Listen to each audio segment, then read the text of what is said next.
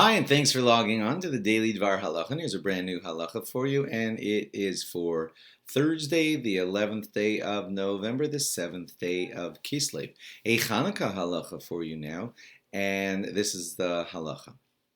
I hope this won't happen to you, but it would be what to do in a Chanukah mix-up situation where it's Friday afternoon. You're lighting, what you're supposed to do is light your Chanukah lights first, of course. And then after you light your Chanukah lights, then you light the Shabbos candles. Well, we're talking now about someone who lives alone and made a little bit of a mistake and lit the Shabbos candles first. That's a mistake, okay? Because of course, after you accept Shabbos, you can't light the Chanukah candles anymore.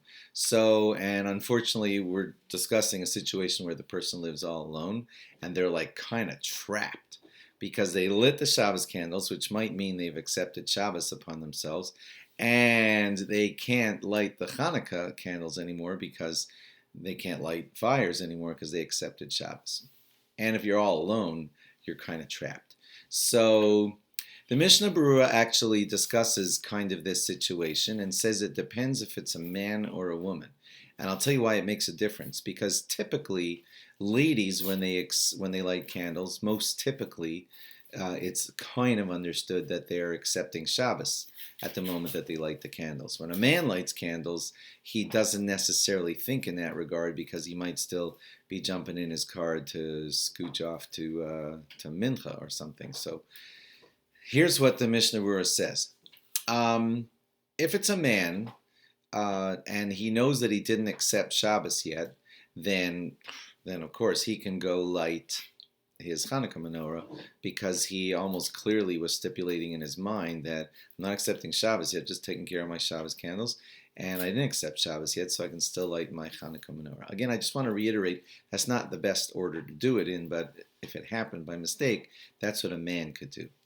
But in the case of a lady, it's more assumed that most ladies, when they light their Shabbos candles, are most often accepting Shabbos at that point. So if the lady didn't say anything, didn't stipulate anything, then we assume that she probably accepted Shabbos. And if she did, she can't light her Chanukah lights. And remember, we said that this is a scenario where the person is all alone.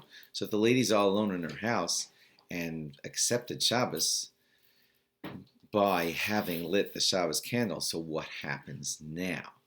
So, halachically, she has an option. One option is she can try quickly to run over to a neighbor and ask them to come into her house and light her Chanukah candles for her if they have time, and of course, if it isn't sundown yet, and the other person hasn't accepted Shabbos, then a neighbor can light the Chanukah menorah for her in her house, and that would take care of that. They would say the brachos, and she would answer Amen, and that would take care of that. Now a menorah is lit in her house where another Jew did that for her. That would be her best option if it isn't sundown yet. If it's sundown, no fires could be lit, of course. What about if you can't find a Jewish neighbor and you want to just ask a non-Jew to light it for you? So the answer is no. We have a Rambam that clearly says that a non-Jew cannot light Chanukah lights on your behalf.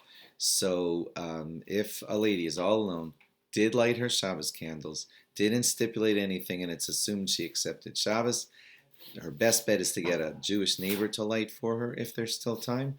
And if she can't find that, a non-Jew cannot take care of it for her, and she won't be able to light the Chanukah menorah. Hope that wasn't too complicated. Thanks for logging on. We will start giving some Chanukah laws from here on out because I think it's under 3 weeks now to Chanukah. So stay tuned for more. Have a great day. Bye-bye.